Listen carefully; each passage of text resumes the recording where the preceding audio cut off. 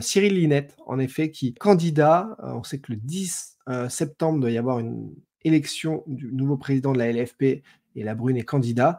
Et Cyril Linette, l'ancien patron de l'équipe et du PMU, se propose en candidat. Bonjour, ancien direct. Aujourd'hui, un homme en campagne. Alors, vous voulez baisser de 30% les salaires des joueurs, diminuer le nombre de contrats dans les clubs. Ça veut dire quoi? Que les footballeurs sont trop payés?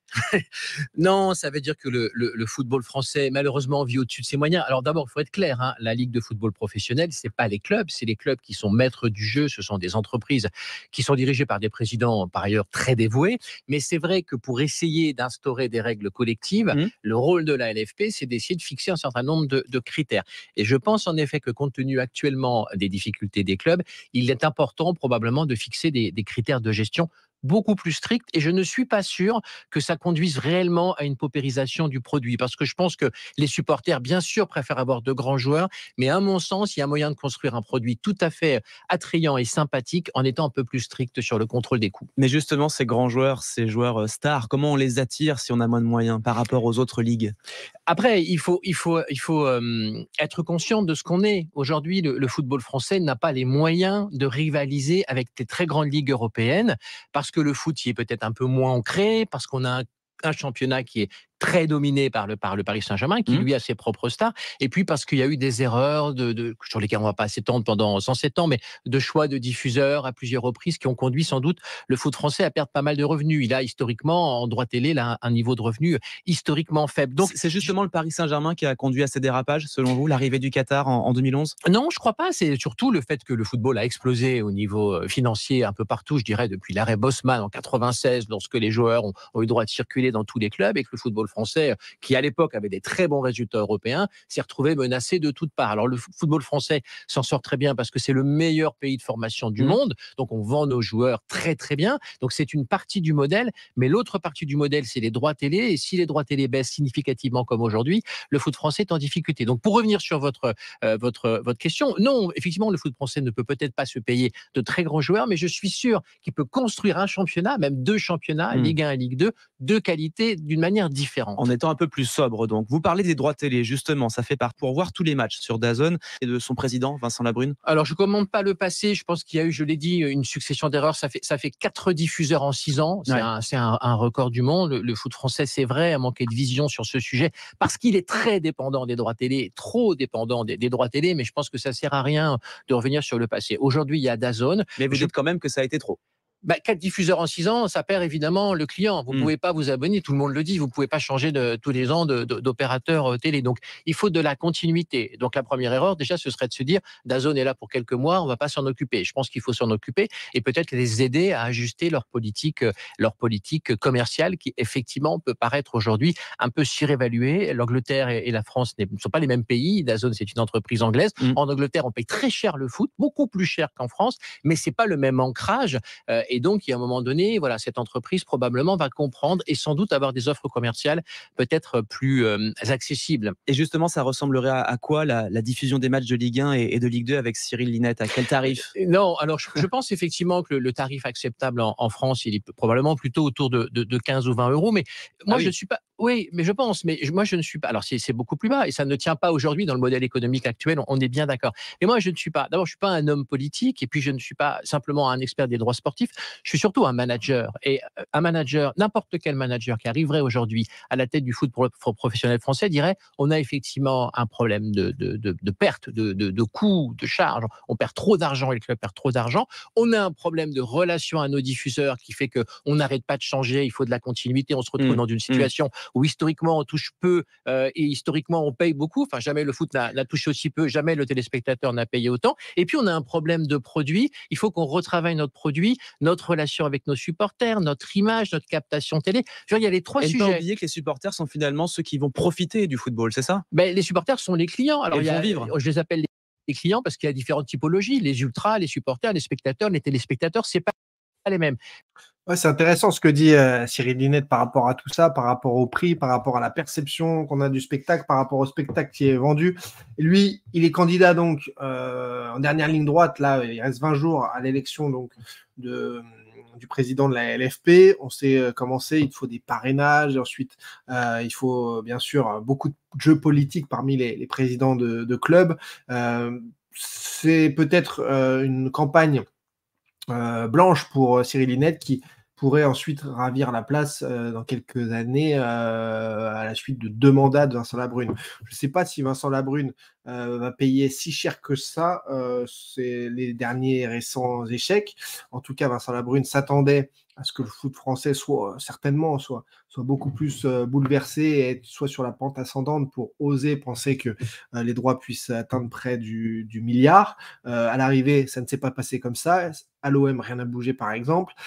Et à l'arrivée, le foot français s'est complètement enterré à attendre qu'un diffuseur la joue collectif, la joue bon samaritain. Donc Cyril Linette arrive, lui, avec des idées un peu plus démago d'ailleurs, si on prend la position d'un Vincent Labrune, qui est, j'ai envie de dire, moins bon que lui là sur la communication.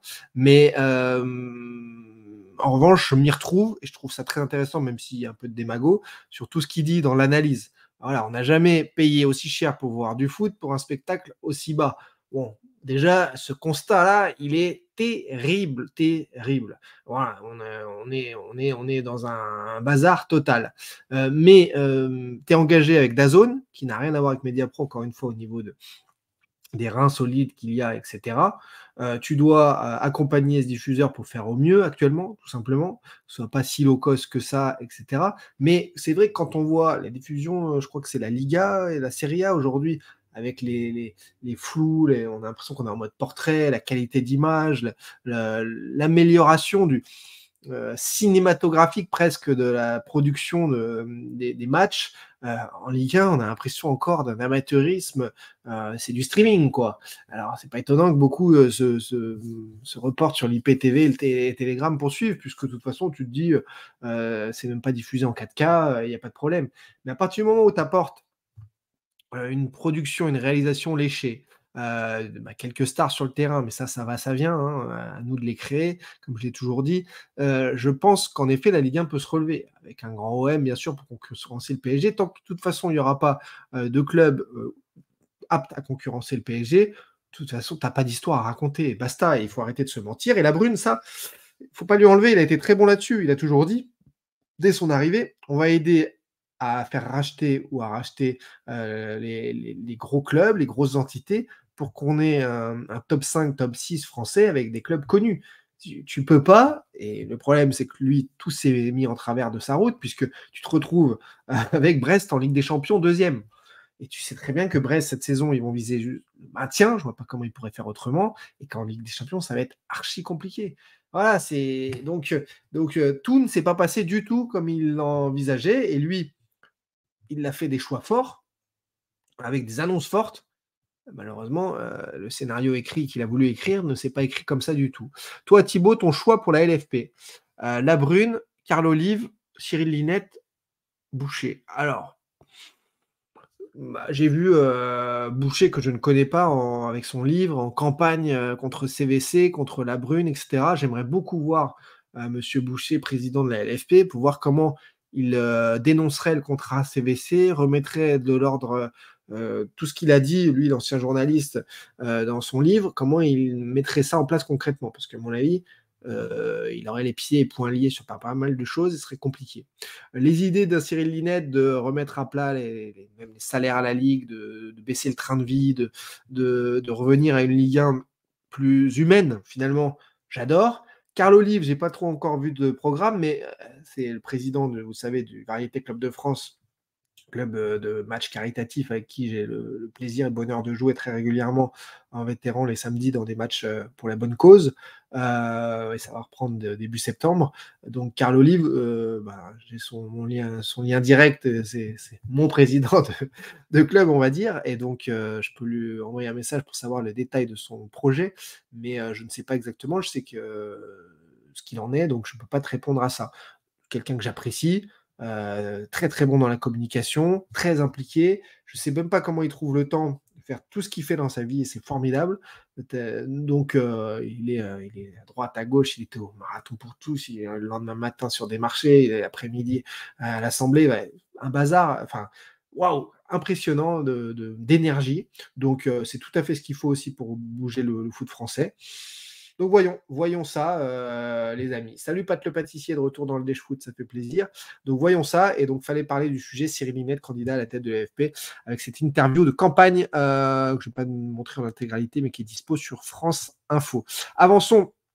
Ensuite, 14h, les amis, pour ces arrêts de jeu du Dash Foot, non pas en midi mercato, mais sur l'OM, et c'est 85 millions d'euros, parce que j'ai trouvé ça très surprenant, très curieux, ça m'a fait sourire, et on va parler donc de l'Olympique de Marseille, avec le midi mercato sur Jonathan Rowe, ça fait les choux gras là, de tous les médias communautaires marseillais, le journal L'Équipe aussi en a parlé ce matin, donc l'OM qui fonce sur cet ailier de 21 ans, révélé en deuxième division anglaise la saison dernière à Norwich, à voir donc comment il pourrait devenir un titulaire olympique de Marseille, comment il pourrait suppléer Luis Enrique qui est limite pour être on le sait, un titulaire à l'OM. Il y a besoin d'un ailier, il y a potentiellement aussi besoin d'un attaquant de surface. Et par rapport à tout ça, alors qu'on nous dit que Jonathan Rowe va arriver de Norwich avec un prêt avec option d'achat obligatoire, un grand classique du côté de l'OM pour masquer les transferts, et on nous dit donc dans la Provence et d'autres journaux sur certainement des informations qui fuitent de la part du club, hein, c'est souvent comme ça que ça se passe, que Franck McCourt, sur les conseils de Pablo Longoria, s'est montré généreux cet été avec 85 millions d'euros hors bonus offerts. Alors, le problème, c'est que là, 85 millions d'euros hors bonus, on est quasi pile poil sur ce qui a été dépensé pour l'instant. Donc, c'est très étonnant ces effets de com du club, puisque avant, c'est comme si ça avait été prévu à l'avance. Donc déjà, toujours prendre de la hauteur sur les infos qui tombent, à quel moment ça tombe. Là, ça tombe à 10 jours de la fin du mercato, comme pour dire, regardez, chers amis agents, joueurs et tout, qui voulaient tous venir à l'OM parce que tout le monde a vu qu'il y avait de l'oseille, encore une fois, ben, on n'a plus d'argent. McCourt a dit, il n'y a que 85 millions d'euros. Mais jamais de la vie, avant le mercato, quelqu'un avait dit, il y a 85 millions d'euros à dépenser. Jamais de la vie. Au contraire, c'était l'OM va devoir bricoler, il n'y a pas de droit télé, il n'y a pas de Coupe d'Europe, on ne sait pas comment faire, il va falloir vendre avant d'acheter et tout le touti. Et surtout, il y avait il faut diminuer de 30% la masse salariale. Ça n'a jamais été le cas et il y a un loft avec plein de gros salaires d'ailleurs de joueurs qui sont incriminés. On leur dit il faut partir et vous n'avez pas envie de jouer au foot ou vous ne voulez pas partir alors que le club en avait fait des tauliers que du jour au lendemain tu leur annonces qu'ils doivent dégager. Bon, c'est une situation, vous savez ce que j'en pense. Là, donc, vous savez ce que j'en pense concernant ces effets d'annonce de on a 85 millions d'euros, on n'a pas plus. C'est juste parce qu'à 10 jours du mercato, l'OM va être en position de force pour négocier d'autres arrivées et vous verrez qu'il y aura encore de l'argent un petit peu de dépensé. Je ne sais pas si ce sera 10, 20, 30 millions, mais en tout cas, il y a des nouveaux joueurs qui doivent arriver à l'OM. On espère que ça pourra se boucler d'ici les 10 jours parce que c'est important pour la bonne tenue de cet effectif qui est encore avec de déséquilibre. En revanche, enfin pas en revanche, en plus de tout ça, dans les mêmes paragraphes, dans les mêmes phrases de la Provence et autres journaux, vous retrouvez ce petit plus, alors là qui est lunaire, où on vous dit Emma Courte a promis 25 millions d'euros à l'issue des prêts, l'an prochain à l'issue des prêts. Alors, qu'est-ce que ça. Alors, donc, ça veut dire à l'issue des prêts, donc en dehors des prêts avec option d'achat obligatoire, parce que sinon, on y est quasiment déjà. Mais donc, l'OM, on se doute bien que l'OM, l'objectif obligatoire, et avec l'équipe qu'il y a, c'est faisable, c'est jouer l'Europe à la fin de la saison à nouveau. On ne peut pas faire 2 saisons sans Europe du côté de l'OM, ça c'est clair. Et là, on nous dit McCourt a déjà promis 25 millions d'euros pour la saison prochaine.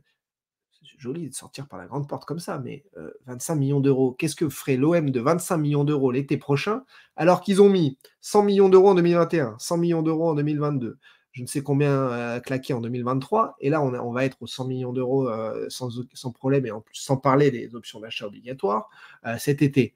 Donc, et l'année prochaine, non, en 2025, il y aura 25 millions d'euros. Mais on vous dit n'importe quoi, juste pour que l'OM soit en position de force pour négocier sa fin de mercato. Tout simplement. Ça n'a rien à voir. Alors, Jérôme Longchamp qui nous dit « Mais on a déjà vendu pour 76 millions d'euros ». Alors là, déjà, ce n'est pas le sujet, on n'en parle pas. Et ensuite, arrêtez de calculer à la petite semaine. Ce n'est pas parce que tu as déjà vendu pour 70, 75, déjà, les achats sont hors commission d'agent, donc tu peux les gonfler copieusement de 10-15%. Mais c'est pas parce que tu as vendu là pour la première fois, et c'est historique, et il faut valoriser ça de la part de Mehdi Benassia et tout. Bravo d'avoir vendu des joueurs, ça n'arrivait plus à l'OM. Mais en revanche, arrêtez de calculer la petite semaine. Depuis 2021, depuis comme par hasard depuis 2021. Il y a eu plus de 300, donc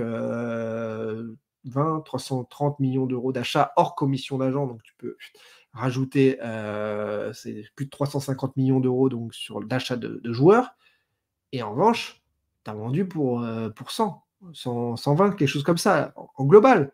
C'est pas à la petite semaine, sur les 2 derniers mois, on a vendu 75, incroyable. Non, ça se calcule pas comme ça. Donc sur là, les 3 dernières années, tu es en balance déficitaire de 250 millions d'euros, de 200 millions d'euros. C'est énorme, c'est énorme. Voilà, donc bref, arrêtez de calculer la petite semaine pour vous faire des idées fausses. Donc, à l'arrivée, on nous dit au club, la réalité, c'est qu'aujourd'hui, on n'a pas beaucoup, voire plus du tout d'argent. Il va falloir être malin. C'est un message envoyé à tous les agents et clubs qui veulent vendre des joueurs à l'OM. Tout simplement. Voilà. Vin 557-58, n'hésite pas, ça fait 4 ans que tu aurais pu avoir le courage de monter en direct en visio, tu ne l'as pas fait, malheureusement, donc tu ne comprends pas le sujet, donc tu es perdu, donc tu te permets certaines remarques. N'hésite absolument pas à monter en direct en visio sur Twitch, tu as juste à cliquer, tu viens, tu poses tes questions, tes coups de gueule, tes coups de cœur également, et tu viens parler foot avec nous, tu verras, on est sympa, et tu vas tout comprendre, promis. Qui a des infos pour le 9 de l'OM pour remplacer Moumbagna? À voir un peu, ça doit partir dans tous les sens actuellement au niveau de la cellule de recrutement de l'OM. En revanche, concernant Faris Moumbagna, qui devrait être opéré là, d'ici la fin de semaine, nous dit-on, du côté de l'OM, j'espère que ce qu'il a dit après sa blessure et dans les heures et jours qu'on suivit concernant ce protocole de rééducation qui lui permettrait de revenir au foot décembre et avec 100% d'assurance en janvier, il va le faire et qu'on ne va pas trop lui remonter la tête au niveau des staffs médicaux autour de lui pour faire une réduction classique qui va l'emmener jusqu'en mars-avril, sans gage de garantie d'ailleurs derrière, avec sa structure musculaire, etc. Il faut vraiment qu'il fonce sur ce qu'on lui a dit parce que c'est une technique éprouvée depuis une dizaine d'années. Désormais, ça fonctionne, il n'y a pas de rechute et surtout, tu gagnes un temps fou et ça, c'est capital pour le club, pour lui. Pour l'Olympique de Marseille aussi, ça c'est important. Beaucoup parlent de Neil Maupay aussi d'Everton vers l'OM. Parce que Neil Maupay est vraiment le profil manquant à l'OM. Décidément, beaucoup de transferts de Première Ligue. Voilà, parce que il a 28 ans, on le connaît bien, Neil Maupay. Mais voilà, 1m71, ce profil, encore une fois, avec beaucoup de courses, beaucoup d'activités. À Brighton, Deserbi l'a connu.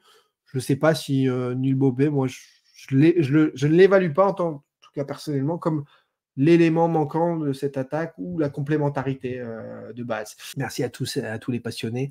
On est là, on était bien, on était en direct pendant plus de 2h20 aujourd'hui pour le Dash Foot. Oh, et pourtant, on a commencé à l'heure, imaginez. On se retrouve très vite, vendredi, en direct, à l'heure, là aussi. On va travailler fort pour encore faire une très très très belle émission. On est là, on va encore améliorer le studio aussi, je vous l'ai dit, je vous l'ai promis, ça arrive. Prenez soin de vous et des autres, ça c'est le principal. Que des ondes positives sur vous, que du cœur, que du love. Faites attention à vous et aux autres. On est là et on se retrouve lundi pour décrypter toute l'actualité foot. Vous pourrez à nouveau monter en direct en visio quand vous en avez envie pour intervenir, donner votre avis et poster vos commentaires qui s'affichent en direct. Allez, avec grand plaisir, à vendredi.